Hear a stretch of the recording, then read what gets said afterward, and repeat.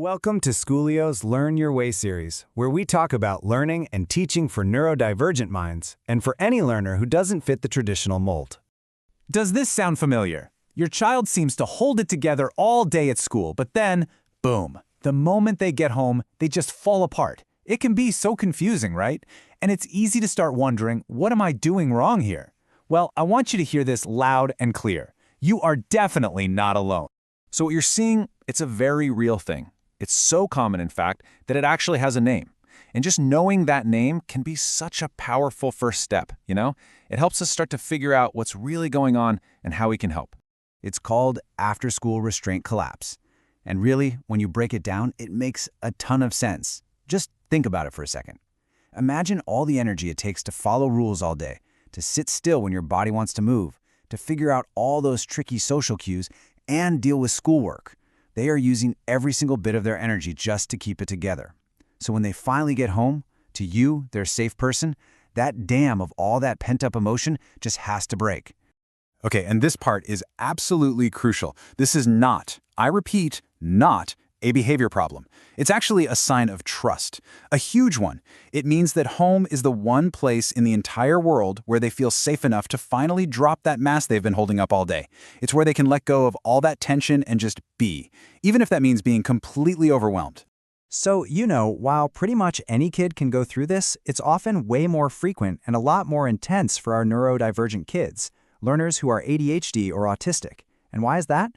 Well, it's because their brains are wired to process the world differently. So the demands of a standard school day, they're just so much more draining. It's like they're constantly navigating a world that wasn't designed for them, and that takes an incredible amount of energy. Let's break that down a bit. What are some of those common triggers? First up, you've got sensory overload. I mean, think about it. Loud classrooms, bright lights, crowded hallways. It's a lot. Then there's the social pressure. It's this constant, exhausting job of trying to fit in and figure out what everyone else means. On top of that, you have the executive function demands. All the planning, organizing, and keeping track of things that can be a real struggle. And of course, they're working overtime on emotional regulation just to meet those classroom expectations. It's basically a perfect storm for total exhaustion. Okay, so that brings us to the big question, right? What can we actually do to help? The good news is there are some really practical things we can try. These are strategies that can help ease that tricky transition from school to home and help our kids decompress, which can make a huge difference in how intense those collapses are. Let's go through 5 ways we can offer that support. First, try creating a calm, quiet space where they can just unwind, no pressure. Second, and this one is huge, prioritize downtime. I know it's tempting, but try to resist firing off a bunch of questions or diving straight into homework. Just give them some space. Third, offer a physical outlet. Maybe it's a trampoline, a quick walk, or even just a pillow to punch, anything to get that pent-up energy out. Number 4 is so simple, but it's incredibly powerful. Just validate their feelings. A simple, wow, it looks like you had a really tough day can mean everything. And then finally, once things have calmed down, you can gently check in. See if there was something specific that happened that they might want to talk about. Okay, but what if this is happening every single day? What if these collapses are really severe? Well, that might be a sign that the school environment itself just isn't working for your child. For a lot of families, this is the moment when they start thinking about a different path. And I want to be clear, this isn't about giving up on anything. It's about making a proactive choice, a choice to create an environment where your kid can actually thrive.